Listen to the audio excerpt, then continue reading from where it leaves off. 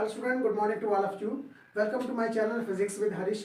तो आज का हमारा लेक्चर क्या है कि कितनी टाइप से फ्लूइड जो है वो क्या करेगा, फ्लो करेगा। ओके, क्लियर है। तो इससे पहले वाले लेक्चर में हमने क्या किया था, स्टोक्स लॉ किया था और साथ में हमने क्या किया था, टर्मिनल वेलोसिटी। ओके, तो आज हम करने जा रहे हैं जो फ्लूइड है वो कितनी टाइप से फ्लो करेगा। ओके, तो मैं आपको बता दूं, it is of three types. Clear है। पहला है आपके पास स्ट्रीमलाइन, उसके बाद आएगा आपके पास लैमिनार फ्लो और उसके बाद है next one is turbulent flow. Okay, तो करते हैं एक एक करके एक्सप्लेन। ओके, तो पहले मैं लिख लेता हूं यहां पे,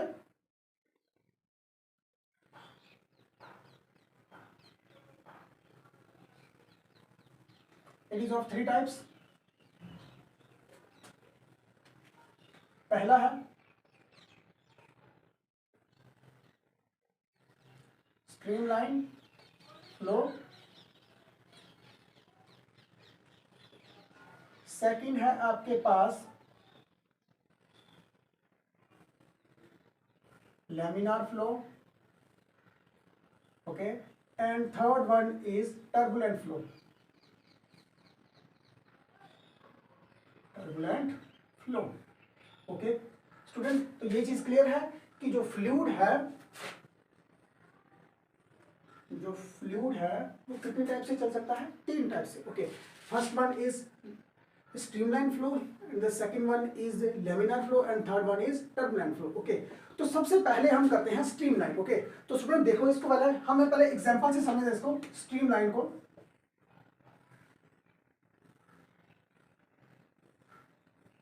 स्ट्रीमलाइन फ्लो। ओके, अच्छा अब स्टूडेंट देखो कि क्या होता है कि मान लो कि हमारे पास एक ऐसी एक पाइप है जिसमें से लिक्विड जा रहा है। ओके, ये देखो मैंने ऐसे एक पाइप रखी है।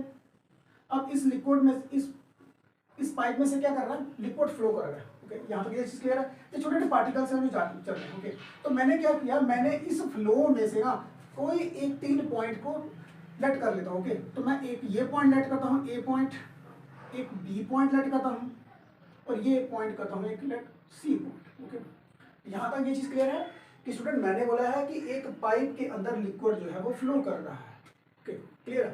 तो मैंने यहाँ पे एक फ्लो के बीच में, मैंने फ्लो में क्या किया है, मैंने एक यहाँ पे तीन पॉइंट रख दिए। ओके, ए पॉइंट, बी पॉइंट और सी पॉइंट। ओके, तो लैमिनार फ्लो में क्या होता है स्टूडेंट कि जो फ्लूइड है वो एक कांस्टेंट स्पीड के साथ चलता है, कांस्टेंट वेलोसिटी के साथ चलता है। तो इट मींस दैट कि जो हर एक पार्टिकल्स होगा लिक्विड का, जब वो फ्लो करेगा तो उसकी वेलोसिटी क्या रहेगी, कांस्टेंट रहेगी। ओके, क्या रहेगी, वेलोसिटी कांस्टेंट रहेगी। ओके, उसकी वेलोसिटी जो है विद रिस्पेक्ट टू टाइम उसकी वेलोसिटी चेंज नहीं होती है। मान लो जो फ्लूइड है, अगर वो यहाँ से एक पार्टिकल है वो चलता चलता यहाँ से ए पॉइंट के ऊपर पहुंचा है, ठीक है, तो इस पॉइंट के ऊपर उसकी जो वेलोसिटी है वो कितनी है, वी ए।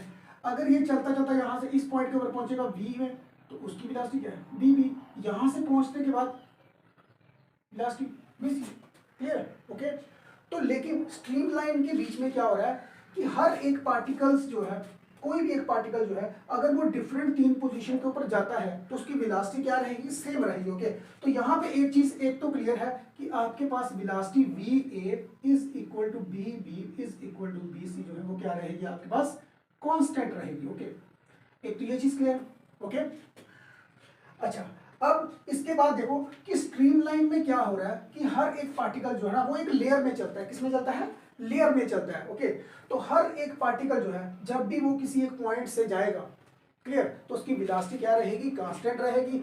अब और साथ में अब उसने जो पाथ फॉलो करना है वो पाथ किसको फॉलो करेगा, जो उसका प्रीसीडिंग पार्टिकल होगा, जो उससे आगे चलने वाले पार्टिकल्स होगा, जो उसने पाथ फॉलो किया होगा वही उससे पीछे वाला जो है वो पाथ फॉलो करेगा। ओके, क्लियर है। एक चीज तो ये होगी। दूसरे नंबर पे स्टूडेंट एक चीज याद रखना कि इसके साथ अगर दूसरी स्ट्रीमलाइन भी आ जाएगी, दूसरी स्ट्रीमलाइन भी अगर आती है, क्योंकि मैंने लेट किया एक को ही। ओके, तो अगर इसके साथ दूसरी स्ट्रीमलाइन भी आएगी तो याद रखना स्टूडेंट, कभी भी एक स्ट्रीमलाइन जो है वो दूसरी स्ट्रीमलाइन से क्या होती है, इंटरसेक्ट नहीं करती है। एक पॉइंट क्या आपके पास ये बन गया। दूसरा होता है कि स्ट्रीमलाइन जो है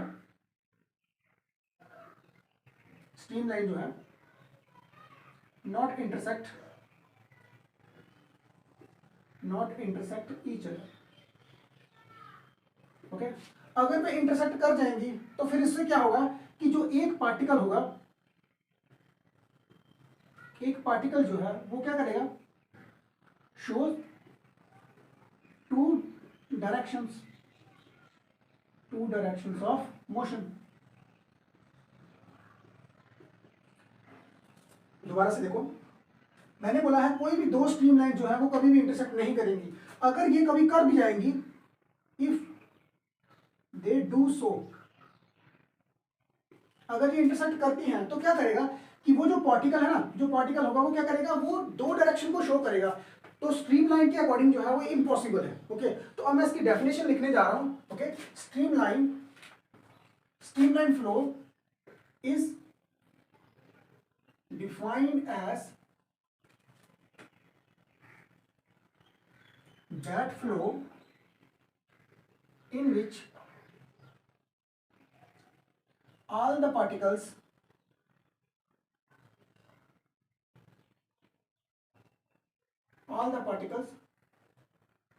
have same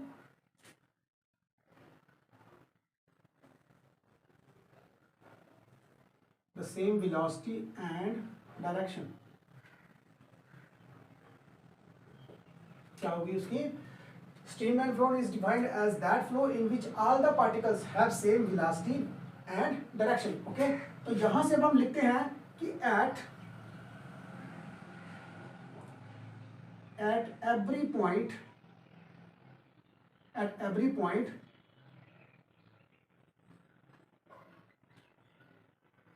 each particles have same speed, same velocity। Okay, तो अगर ये आपके पास सेम वेलोसिटी आ रही है तो यहां पे मैंने लिख दिया है कि BA, BB और BC जो है वो क्या रहेंगी, कांस्टेंट रहेंगी। आपके पास एक ही वेलोसिटी मिल जाएगी। ओके, एक तो ये चीज होगी। अच्छा, अब स्टूडेंट, अब बड़ी बात आती है कि अब ये जो स्ट्रीम लाइन है उसकी डायरेक्शन क्या होगी। सिंपल सी बात है स्टूडेंट कि यहां पे भी आपको पॉइंट होता है, उस पॉइंट के ऊपर आपने क्या करना है, टेंजेंट ड्रा कर दो। इस पॉइंट से आप टेंजेंट ड्रा करो, इस पॉइंट से आप टेंजेंट ड्रा करो, आपको डायरेक्शन ऑफ फ्लो मिल जाएगा। ओके, क्लियर है। तो यहां से अब आपके पास एक चीज और भी मिल गई है कि द टेंजेंट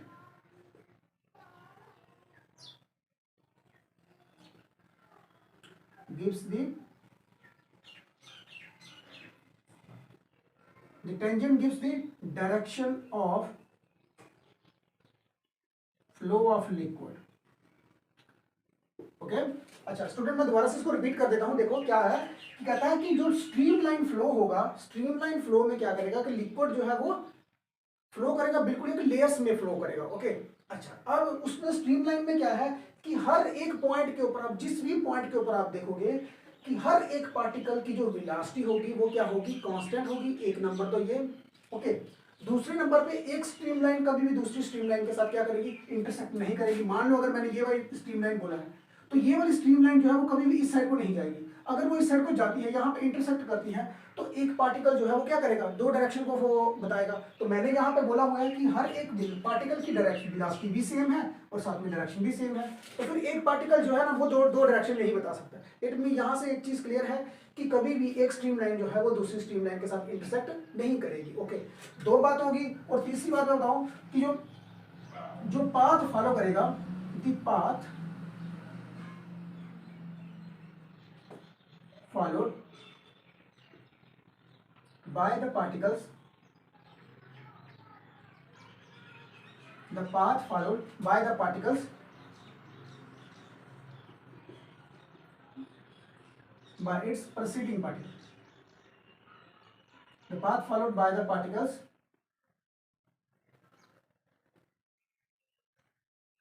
of its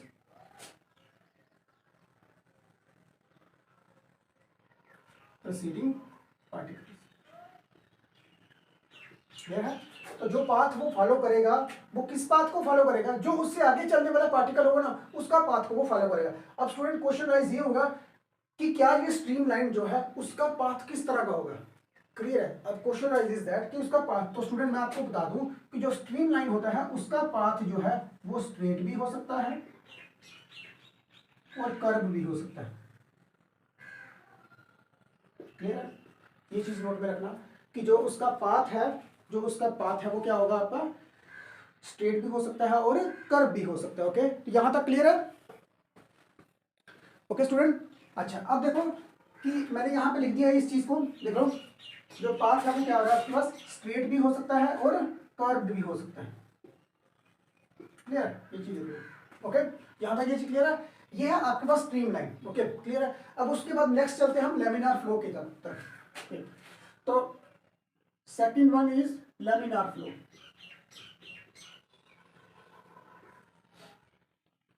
अच्छा, अब स्टूडेंट लेमिनार फ्लो को स्टार्ट करने से पहले ना, पहले मैं डायग्राम में बताता हूँ आपको कि यहाँ पे इसके दो केस बन सकते हैं। अच्छा, अब देखो कि सबसे पहले नंबर कि जो लेमिनार फ्लो होगा ना वो किस टाइप का होगा। लेमिनार फ्लो में क्या होता है कि जो पार्टिकल्स होंगे ना वो बिल्कुल जो जो लिक्विड की जो लेयर्स होगी वो किस में चलेंगे, पैरेलल में चलेंगी। एक कंडीशन तो ये आ गई कि जो लेमिनार फ्लो होगा वो कैसा होगा, पैरेलल फ्लो में होगा, एक नंबर।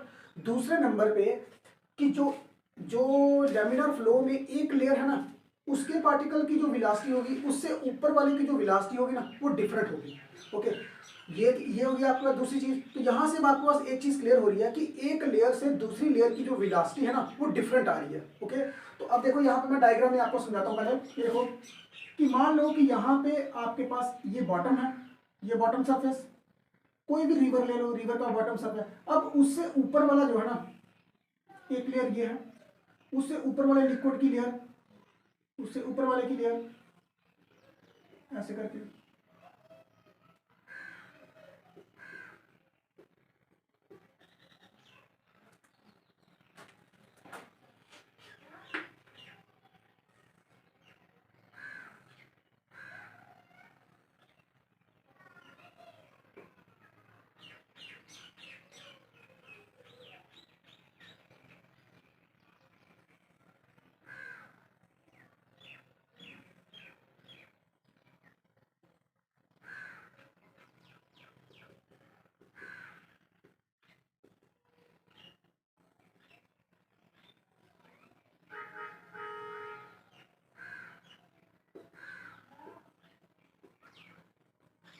अच्छा, अब स्टूडेंट ये चीज आपने देखी होगी कि इस केस में क्या है कि मैंने यहाँ पे दो एग्जांपल्स लिए हैं। ओके, दो एग्जांपल इन द सेंस कि देखो कि एक में क्या हो रहा है, एक में आपके पास क्या हो रहा है कि जो लिक्विड है ना, एक में आपके पास जो लिक्विड है वो क्या है, ऐसे रिवर में फ्लो कर रहा है। ओके, तो दूसरे में मैंने बोला है कि एक ट्यूब में लिक्विड जो है वो फ्लो कर रहा है। ओके, अच्छा अब देखो क्या होता है कि जब भी कभी लिक्विड किसी ट्यूब में फ्लो करेगा तो सबसे पहले देखो कि जो उसका सरफेस है ना, सरफेस जो जो सबसे बॉटम वाला सरफेस है उसके साथ लिक्विड की लेयर की क्या होती है, रबिंग होती है। ओके, तो उससे क्या होता है कि लिक्विड का जो फ्लो है उसकी जो विलासिटी है वो क्या होती है, कम हो जाती है। अच्छा, अब उसके बाद देखो जो नेक्स्ट वाली लेयर है ना, इसके बाद जो नेक्स्ट वाली लेयर होगी वो लिक्विड के साथ दूसरे वाली लिक्विड की लेयर है। तो उसमें क्या होता है, उसके उन दोनों के बीच में विस्कस फोर्स थोड़ी सी कम हो जाती है और उसके कारण क्या होता है कि जो लिक्विड की जो विलासिटी है ना वो बढ़ जाती है। ओके, तो ये चीज आपके पास क्लियर है। अब आप देखो कि इमेजिन करो कि पाइप में ये चीज, ये वाला जो स्ट्रक्चर है ना वो चारों साइड से बन रहा है, चारों साइड से बन रहा है। ओके, तो अब यहाँ पे देखो जैसे ये स्ट्रक्चर एक साइड से आपको दिख रहा है ना, ऐसे ही ये तीनों साइडों से आपका ऐसे ही दिखेगा ये चीज को। तो अब आपको यहाँ से एक पैरामीटर से तो पता चल गया कि जो ये वाले सरफेस के साथ जो है उसकी वेलोसिटी कम है, उसके बाद वेलोसिटी ज्यादा आ रही है, उसके बाद वेलोसिटी ज्यादा आ रही है, और सबसे सेंटर में जो लेयर चल रही है ना, सेंटर में जो लेयर चलेगी उसमें क्या होगा, उसमें सबसे ज्यादा वेलोसिटी जो है वो लिक्विड की होगी। ओके, तो इस वाले में देखो ये सिंपल एक रिवर वाला है। क्लियर, ये क्या है,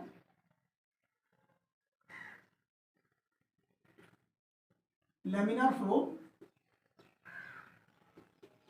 in horizontal direction.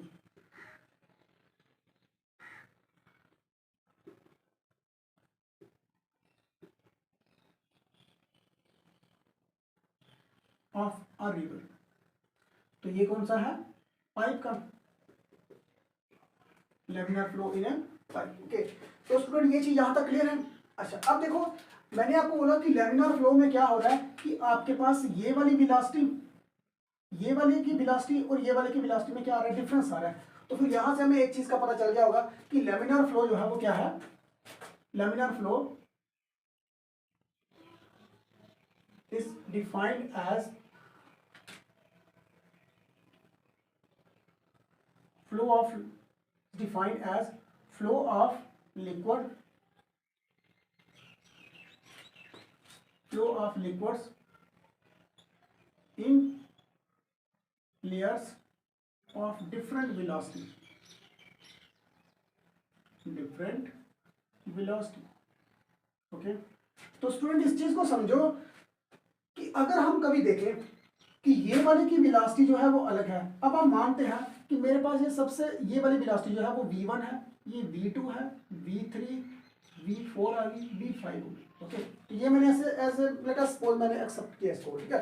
तो यहां से आपको एक चीज दिख रही होगी कि जो आपके पास v1 वाली वेलोसिटी है वो ज्यादा है किससे, v2 से, इसके बाद v3 वाली है, उसके बाद v4 आ रही है। ओके, तो कहने का मीनिंग है कि जैसे जैसे आप ऊपर से टॉप से बॉटम की तरफ आ रहे हो तो वेलोसिटी क्या हो रही है, कम होती जा रही है। ओके, तो यहां से आपके पास एक चीज क्लियर है कि ये है आपके पास टॉप वाली लेयर, टॉप मोस्ट लेयर जो होती है ना उसकी सबसे मैक्सिमम वेलोसिटी होती है, मैक्सिमम वेलोसिटी होगी। और जो सबसे बॉटम वाली लेयर होती है उसे आप समझ लो कि ये बॉटम लेयर है, बॉटम लेयर। तो बॉटम लेयर के केस में क्या हो रहा है कि ये ऑलमोस्ट रेस्ट में ही रहती है, क्या है, रेस्ट में रहती है। ओके, तो ये चीज क्लियर है, यहां तक देख लो स्टूडेंट। ओके, अच्छा अब देखो मैंने यहां पर लिखा है laminar flow is defined as flow of liquids in layers of different velocity. Okay, एक चीज ये। अब दूसरी इसमें कंडीशन क्या होगी, दूसरी है इसमें कि इसकी जो लेयर्स है ना, लेयर्स आर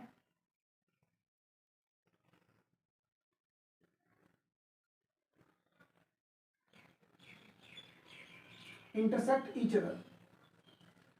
लेयर्स जो है वो क्या है, layers are not intersect each other. कभी भी एक लेयर जो है वो दूसरी लेयर के साथ कभी भी इंटरसेक्ट नहीं करेगी, ये चीज भी याद रखना। और यही कंडीशन आपकी किसमें थी, स्ट्रीमलाइन फ्लो में भी थी। ओके, तो इस चीज को समझो, यहां तक ये चीज क्लियर है कि हमारे पास ये जो अपर वाली लेयर होगी वो कभी भी नीचे वाली लेयर के साथ क्या होगी, इंटरसेक्ट नहीं करेगी, एक नंबर, ठीक है। और ये तो ये बन गया आपके पास।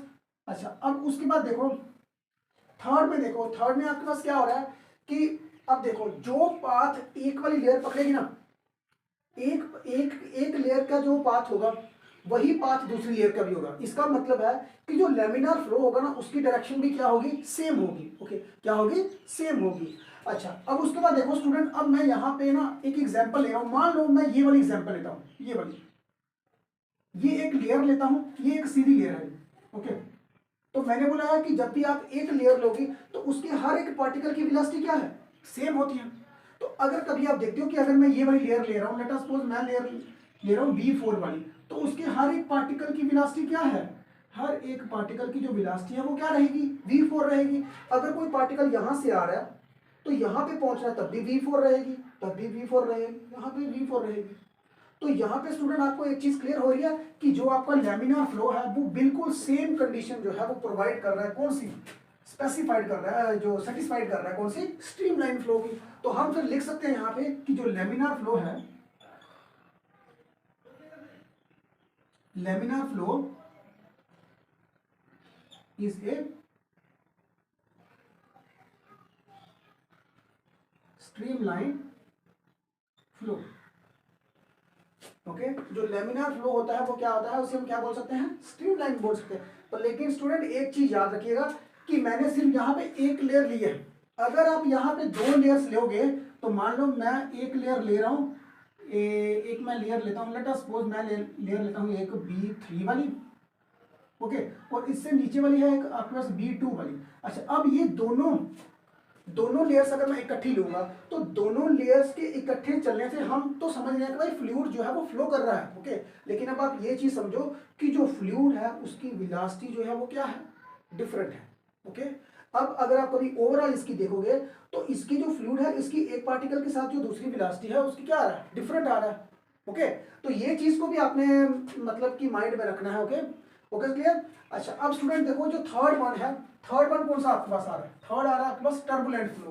ओके, अच्छा अब स्टूडेंट, अब आपने एक चीज नोट की होगी कि जो सबसे टॉप मोस्ट वाला, जो सबसे टॉप मोस्ट लेयर जो है उसके पास एक वेलोसिटी थी, क्लियर, हाईएस्ट वेलोसिटी थी। अच्छा, अब हम क्या करते हैं स्टूडेंट कि इसी वेलोसिटी को ना, इसी वेलोसिटी के ऊपर एक वेलोसिटी रखते हैं जी, और एक वेलोसिटी रखते हैं बड़ी वाली वेलोसिटी, ठीक है, v नॉट। क्लियर, मतलब ये एक रेड अलर्ट है इस लिक्विड के लिए कि अगर ये लिक्विड ये वाली वेलोसिटी अगर इस वेलोसिटी को टच कर जाएगी ना तो फिर क्या होगा कि अब आपने देखना है कि ये जितने भी लिक्विड की जो लेयर्स है ना जो पैरेलल में चल रही है ना, फिर ये पैरेलल में चलना जो है वो बंद हो जाएगा। मतलब इसका जो पैरेलल लेयर की जो फ्लो चल रही है ना, जो स्ट्रीमलाइन चल रहा है, जो लेमिनार फ्लो चल रहा है इसका, क्लियर, वो क्या हो जाएगा, अब कुछ हद तक वो डिस्टर्ब होना स्टार्ट हो जाएगा। क्या हो जाएगा, डिस्टर्ब होना स्टार्ट हो जाएगा। ओके, तो यहां पे आपके पास एक चीज क्लियर होनी चाहिए कि अगर आपको स्ट्रीमलाइन या लेमिनार फ्लो चाहिए तो हमें ये वाली वेलोसिटी तो बिल्कुल अटेन नहीं करनी है। तो स्टूडेंट ये वाली जो वेलोसिटी है, इस वेलोसिटी को हम क्या कहते हैं, क्रिटिकल वेलोसिटी। क्या कहते हैं, क्रिटिकल वेलोसिटी। ओके, समझा रही है आपके पास। ओके, क्या है ये वेलोसिटी, क्रिटिकल वेलोसिटी। ओके, तो अब स्टूडेंट इस चीज को समझो कि अगर क्रिटिकल वेलोसिटी से नीचे नीचे लिक्विड फ्लो करेगा, क्लियर, तो वो जो आपका फ्लो होगा वो क्या होगा, आपका स्ट्रीमलाइन फ्लो होगा, लेमिनार फ्लो होगा। ओके, लेकिन बट अगर आप इस क्रिटिकल वेलोसिटी के ऊपर चलते हो, जहां क्रिटिकल वेलोसिटी से ऊपर चलोगे, क्लियर है, तो आपका लेमिनार फ्लो जो है वो क्या हो जाएगा, टर्बुलेंट फ्लो में हो जाएगा। टर्बुलेंट फ्लो मतलब डिसऑर्डर हो जाएगा आपके लिक्विड का। क्लियर है। ओके, तो देखो यहाँ पे अब जो थर्ड वन होगा वो आपका कौन सा होगा, टर्बुलेंट फ्लो। क्लियर है, थर्ड टाइप जो है वो क्या होगी, टर्बुलेंट फ्लो। ओके, तो टर्बुलेंट फ्लो को अगर कभी हम डिफाइन करें तो लिखेंगे it is defined as that flow, it is defined as that flow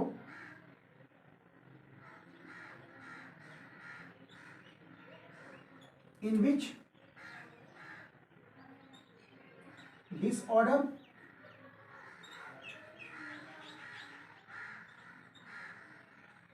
or irregularities.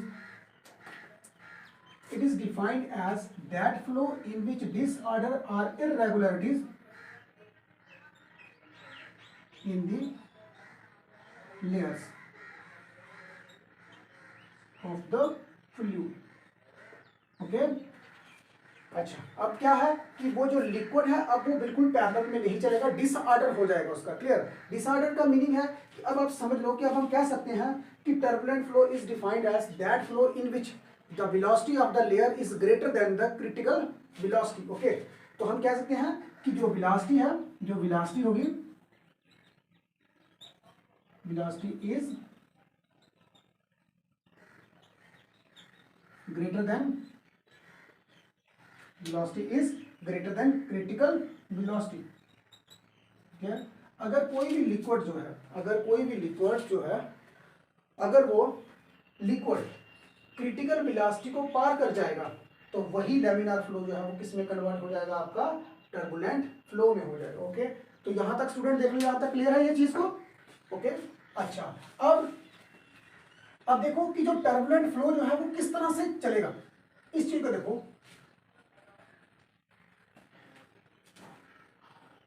तो स्टूडेंट कभी कभी आपने देखा होगा कि कभी भी रिवर में जब बाढ़ आती है, क्लियर है, तो रिवर में जब भी कभी बाढ़ आएगी तो पानी जो है वैसे इररिलेवेंट ऐसे, मतलब ऐसे चलता है, डिसऑर्डर में चलता है, तो वो एक पैरेलल स्ट्रीम लाइन में नहीं चलेगा। क्लियर है, तो अब देखो जैसे अब इसमें क्या होता है कि अगर मान लो यहां से ये लिक्विड जा रहा है, क्लियर, मान लें ये वाला लिक्विड जो है वो इस तरह से चल रहा है।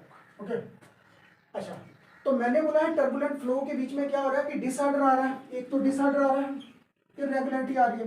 ओके, तो इररेगुलरिटी आने से क्या हो रहा है कि जितना भी फ्लूइड के बीच में एनर्जी थी ना, okay,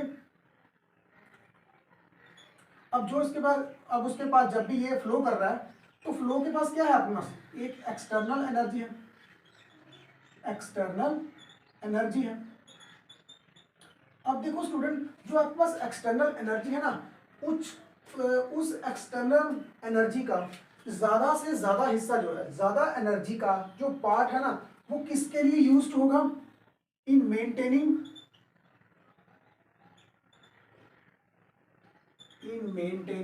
Aedes, in maintaining Aedes.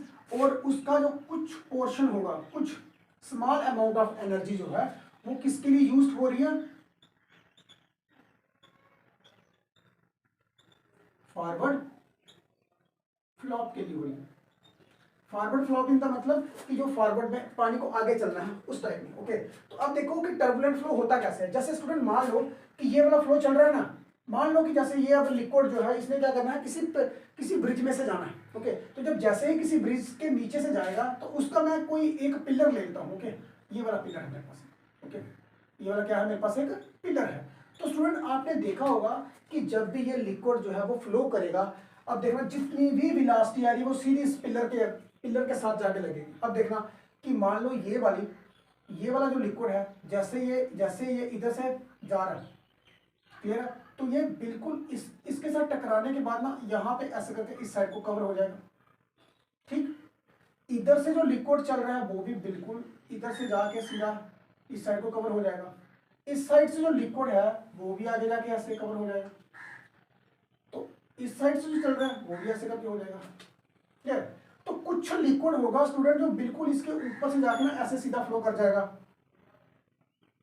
ठीक है, अब देखो कि ये वाला जो पोर्शन का जितना भी पानी का जो डिसऑर्डर बन रहा है ना, ये वाला जितना भी ये पानी घूम रहा है उसे हम क्या बोलेंगे, एडिस बोलेंगे। ओके, तो यहाँ पे आपने देखा होगा कि तकरीबन जितनी भी एनर्जी है वो सारी की सारी जो है इस पिलर के साथ टकराने के बाद जो है वो एडिस बना रही है।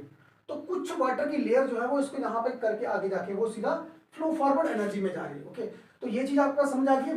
ओके, कि हमारे पास टर्बुलेंट फ्लो है वो कैसा होता है।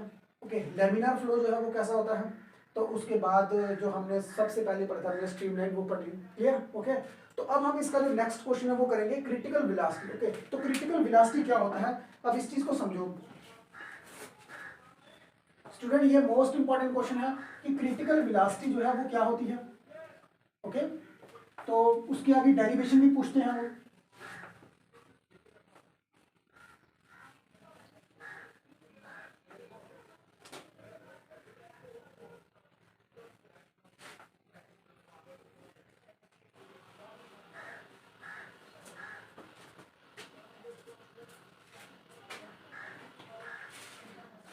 अच्छा, तो अब स्टूडेंट नेक्स्ट क्वेश्चन है हमारे पास कौन सा, क्रिटिकल वेलोसिटी। ओके, तो देखो यहाँ पे क्रिटिकल वेलोसिटी क्या होता है।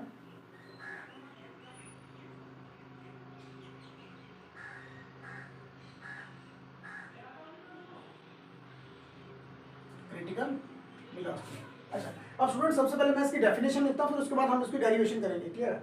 ओके, तो critical velocity is defined as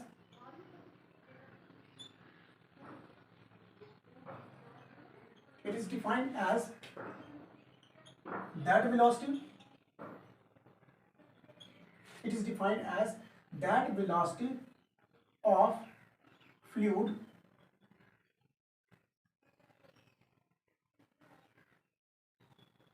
up to which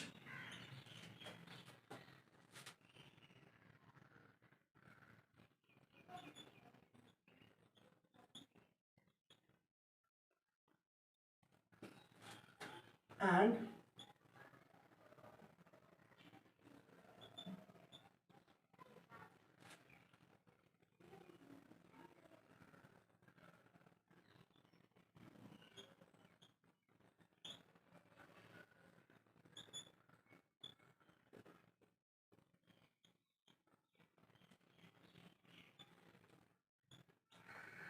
अच्छा, अब देखो कहता है कि क्रिटिकल वेलोसिटी हमारी कौन सी वेलोसिटी होगी, it is defined as that velocity of fluid up to which it is streamline.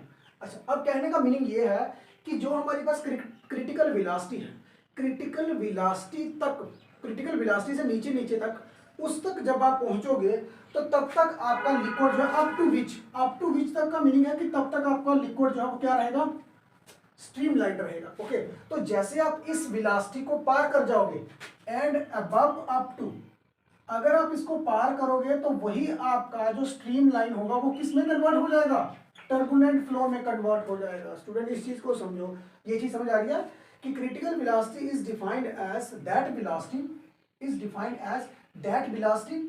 Up to which it is streamline. अगर आप क्रिटिकल वेलोसिटी से नीचे नीचे हो, अगर आपका लिक्विड जो है वो क्रिटिकल वेलोसिटी से नीचे नीचे फ्लो कर रहा है तो आपका लिक्विड को हम कह सकते हैं वो स्ट्रीमलाइन है, लेमिनार फ्लो है। ओके, लेकिन अदरवाइज अगर आप क्रिटिकल वेलोसिटी तक चल रहे हो या क्रिटिकल वेलोसिटी से अबव चल रहे हो, ओके, तो फिर उसी समय आपका जो फ्लूइड होगा वो किस में फ्लो कर जाएगा, टर्बुलेंट फ्लो में कर जाएगा। ओके, क्लियर है। अच्छा, अब जो इसकी क्रिटिकल वेलोसिटी है इसको हम डिनोट करते हैं, it is denoted bye BC। Okay, अच्छा, अब जो क्रिटिकल वेलोसिटी है स्टूडेंट्स वो किसके ऊपर डिपेंड करती है, पहले उसको देखते हैं। ओके,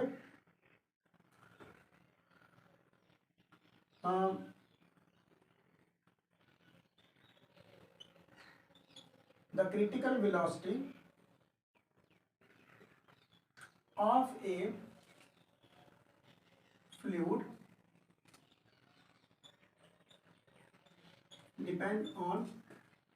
अच्छा, अब देखो यहाँ पे, अब स्टूडेंट जरूरी नहीं है कि क्रिटिकल वेलोसिटी जो है ये एक बिल्कुल एक हम कह सकते हैं कि भाई कि ये एक स्पेसिफाइड टर्म है, नहीं बिल्कुल नहीं है। ओके, कि मतलब ये एक कांस्टेंट वैल्यू है, वो भी नहीं है। देखो स्टूडेंट की क्रिटिकल वेलोसिटी जो है ना वो हर एक लिक्विड के लिए अलग से होगी, हर एक फ्लूइड के लिए अलग से होगी। क्यों? क्योंकि जो क्रिटिकल वेलोसिटी जो है ना वो डिपेंड करती है फ्लूइड की डेंसिटी के ऊपर, फ्लूइड की विस्कस कोफिशिएंट ऑफ विस्कोसिटी के ऊपर। क्लियर है? तो तभी हम कह सकते हैं कि क्रिटिकल वेलोसिटी जो है वो हर एक फ्लूइड के लिए क्या होगी, अलग होगी। ओके, तो यहां से ये चीज स्टूडेंट क्लियर है। ओके, तो चलते हैं हम इसके डेरिवेशन की तरफ। देखो, critical velocity of A fluid depends upon, पहला किसके ऊपर डिपेंड करेगा, वो पहला करेगा coefficient of viscosity, coefficient of viscosity, coefficient of viscosity eta. Okay, जो भी वो लिक्विड था, जो वो फ्लो कर रहा था, उस लिक्विड की जो कोफिशिएंट ऑफ विस्कोसिटी है उसके ऊपर डिपेंड करेगा। Okay, second one is density of the liquid, density of the liquid. Okay, वो लिक्विड जो है वो वाटर हो सकता है, मिल्क हो सकता है, हनी हो सकता है, क्लियर है, कुछ भी लिक्विड हो सकता है। ओके, तो उसकी डेंसिटी जो है वो क्या होगी, अलग होगी। ओके, दो हो गया। तीसरे नंबर पे है वो लिक्विड जो है वो जिस पाइप में से वो फ्लो कर रहा है उस पाइप के रेडियस के ऊपर। क्लियर है? ओके, क्योंकि अगर उसकी पाइप का रेडियस जो है वो कम होगा उसके ऊपर, उससे भी आपकी वेलोसिटी के ऊपर फर्क जो है वो पड़ेगा। अगर उसका जो अगर उसका पाइप का जो रेडियस है वो बड़ा होता है तो उससे भी फर्क पड़ेगा। ओके, तो हम यहाँ पे लिख सकते हैं the critical velocity of A fluid depends upon radius of the pipe. तो रेडियस ऑफ द पाइप, तो वो रेडियस कितना है आपके पास, आर। ओके, तो स्टूडेंट ये चीज क्लियर है। तो अब हम स्टूडेंट यहाँ पे लिख सकते हैं कि जो हमारी क्रिटिकल वेलोसिटी है वो डायरेक्टली प्रोपोर्शनल आ रही है किसके, थीटा के ऊपर, डेंसिटी के ऊपर और रेडियस के ऊपर। ओके, तो स्टूडेंट ये चीज क्लियर है। अब देखो, अब हमने इसका डेरिवेशन फाइंड आउट करना है। क्लियर? तो अब हमें ये नहीं पता चल रहा कि ये ईटा से जो डेंसिटी और जो आर है वो कैसे करके आएंगे। ओके, तो हम क्या करते हैं स्टूडेंट, यहाँ पे ना हम इसकी पावर लगा लेते हैं, इसकी पावर ए, बी और इसकी power C.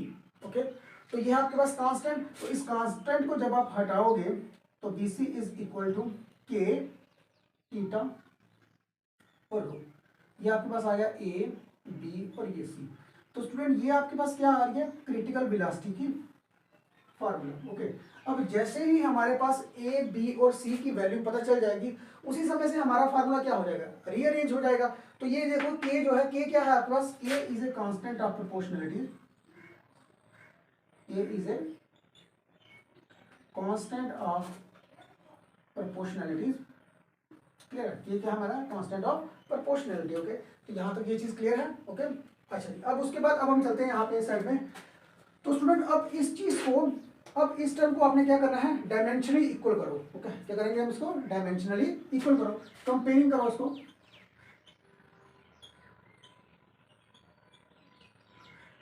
Comparing it with dimensions, comparing it with dimensions on both side, on both side. Clear है? ओके, तो स्टूडेंट इस साइड देखो, जो आपके पास वेलोसिटी है उस वेलोसिटी को पहले लिखो जब,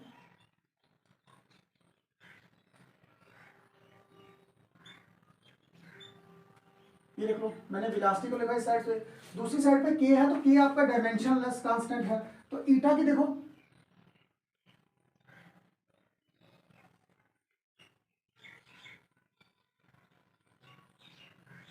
इसकी पावर कितनी है आपके पास ए। उसके बाद स्टूडेंट आ रही है आपके पास डेंसिटी। तो डेंसिटी किसमें आती है, डेंसिटी आती है आपके पास मास पर यूनिट वॉल्यूम ml -3, तो इसकी पावर आ गई आपके पास b power. And third one is radius. तो रेडियस क्या होता है, सिंपली एक लेंथ होती है, तो इसकी पावर आपके पास आ गई c। तो देख लो स्टूडेंट यहां तक क्लियर है। ओके देख लो, उतार लो अच्छी तरह से।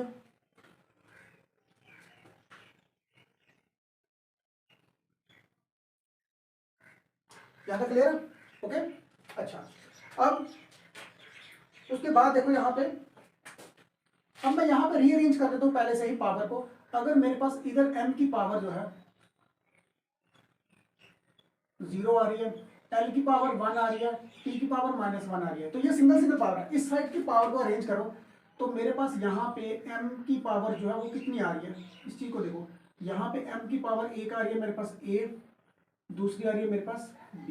ओके तो l वाली पावर देखो, l में एक मेरे पास पावर आ रही है माइनस का 1, ठीक, दूसरा आ रहा है मेरे पास -3b, और तीसरी मेरे पास पावर आ रही है प्लस का c। तो स्टूडेंट यहां तक देख लो। ओके उसके बाद t की पावर देखो, t में मेरे पास यहाँ पे t की जो पावर आ रही है वो आ रही है, एक तो आ रही है मेरे पास माइनस का a। ओके तो यहां तक देख लो। अब हम क्या करेंगे, अब हम कंपेयरिंग करेंगे पावर्स को, m l और t को। Okay comparing the power,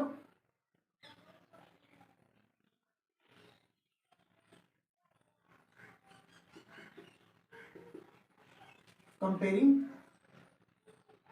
it, तो वी गेट। अब देखो यहाँ पे m का देखो, m की पावर यहाँ पे कितनी है आपके पास a प्लस b, तो दूसरी साइड पे कितनी आ रही है आपके पास 0।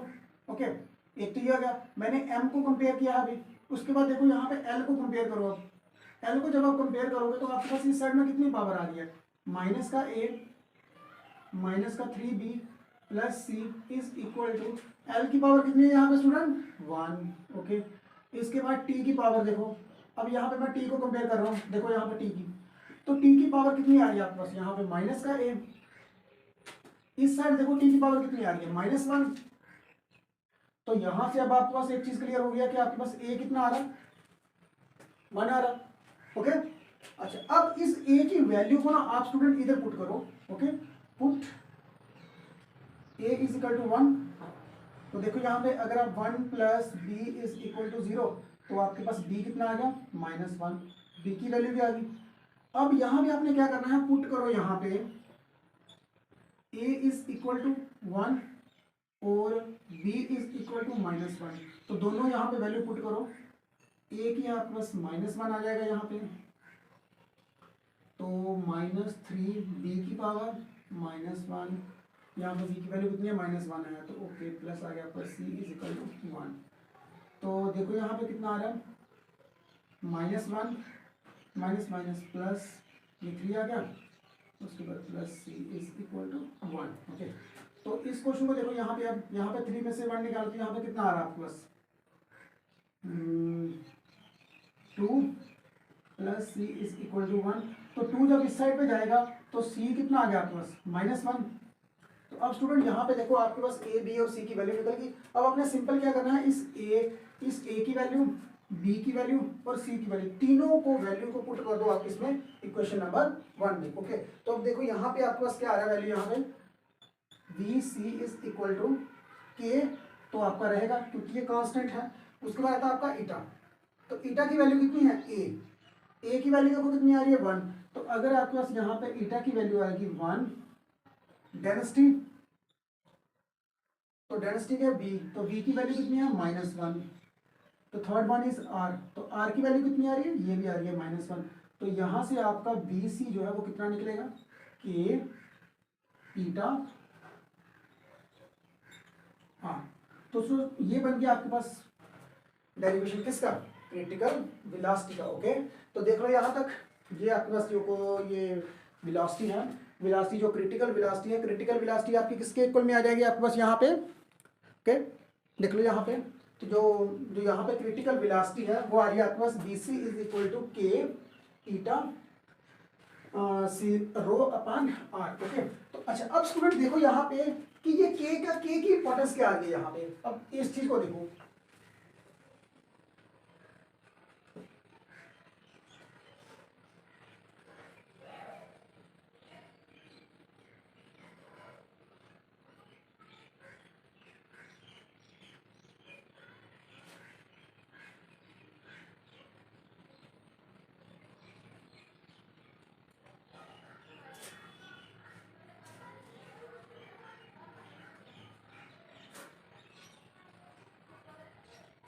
अच्छा अब स्टूडेंट देखो यहाँ पे ये के जो है ना, के किस चीज को समझो। अब देखो देखो अब ये जो के है, के आपका कांस्टेंट ऑफ प्रोपोर्शनैलिटी है, लेकिन इस के को हम क्या बोलेंगे, K is also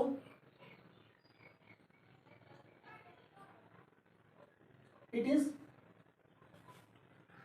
also known as Reynold number, Reynold number. Okay ये जो के है, के आपका क्या है, रेनॉल्ड नंबर। अब हम इसको किससे डिनोट करते हैं, इट इज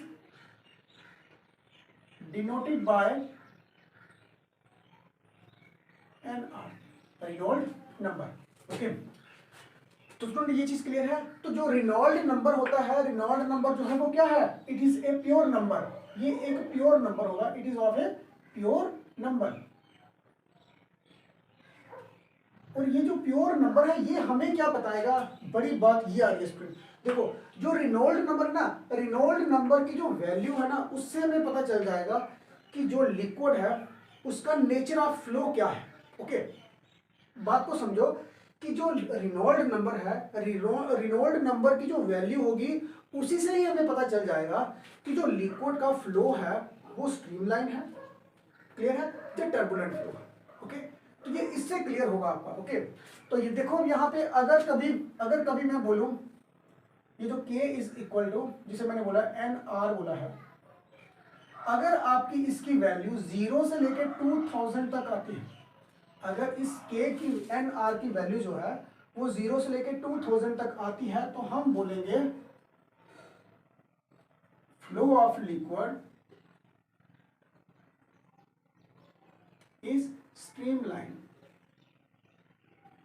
स्ट्रीमलाइन।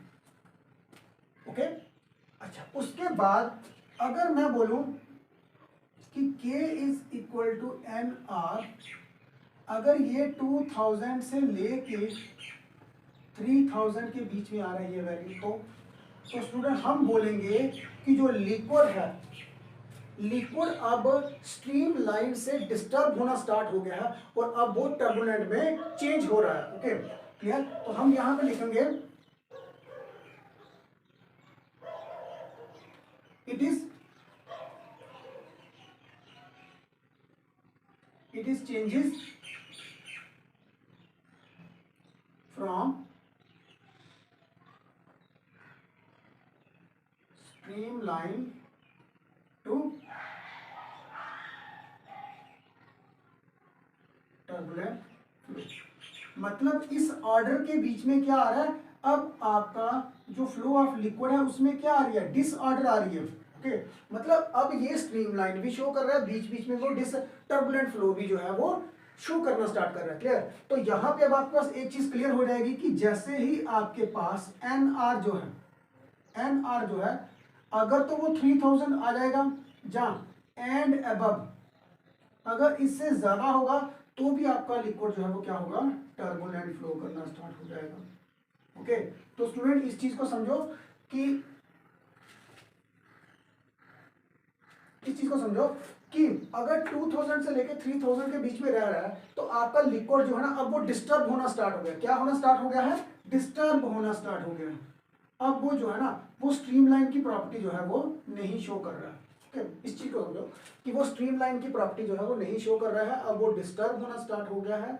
तो क्या हो रहा है, अब वो कहीं ना कहीं जो है वो टर्बुलेंट फ्लो में चलने की कोशिश कर रहा है। ओके तो जैसे उसकी वैल्यू जो है वो 3000 तक पहुंच रही है, तो जब 3000 जब उससे अबव हो जाएगा उसी समय जो आपका स्ट्रीमलाइन फ्लो हो जाएगा वो क्या हो जाएगा, टर्बुलेंट फ्लो हो जाएगा। तो ओके स्टूडेंट, तो यहाँ पे आपको पता चल गया कि जो रिनॉल्ड नंबर होता है, रिनॉल्ड नंबर क्या हमें इंफॉर्मेशन देता है, इट गिव्स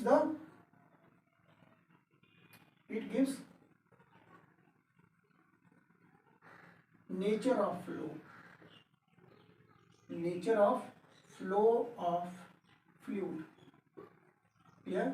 ये हमें बताएगा कि लिक्विड जो है वो स्ट्रीमलाइन है जहाँ टर्बुलेंट फ्लो है। ओके, तो स्टूडेंट यहाँ तक आपको अच्छी तरह से समझ आ गई होगी कि मतलब कि टाइप्स ऑफ फ्लूइड कितने हैं, मतलब किस different types of flow of fluids होते हैं। पहला था आपका स्ट्रीमलाइन, ओके, उसके बाद हमने किया laminar flow, okay, and the third one is turbulent flow. Okay, तो हमने तीनों को बारी बारी से जो है वो बताया करके, ओके, तो उसके बाद हमने डेरिवेशन दी कि क्रिटिकल वेलोसिटी क्या होती है। क्रिटिकल वेलोसिटी से नीचे नीचे अगर लिक्विड जो है वो फ्लो करे तो आपका जो फ्लूइड जो है वो स्ट्रीमलाइन रहेगा, ओके, पैरेलल लेयर्स में चलेगा। ओके, तो जैसे ही आप लोग क्रिटिकल वेलोसिटी तक चलोगे या क्रिटिकल वेलोसिटी से अबव चलोगे तो उसी समय जो अब आपका लिक्विड जो है वो क्या हो जाएगा, स्ट्रीमलाइन से टर्बुलेंट फ्लो में आना स्टार्ट हो जाएगा। ओके, तो यहाँ तक ये चीज़ क्लियर है। होप सो आपको अच्छी तरह से समझ आएगी। जहाँ पे नहीं समझ आएगा वीडियो को पॉज कर लेना। Okay student, thanks for this.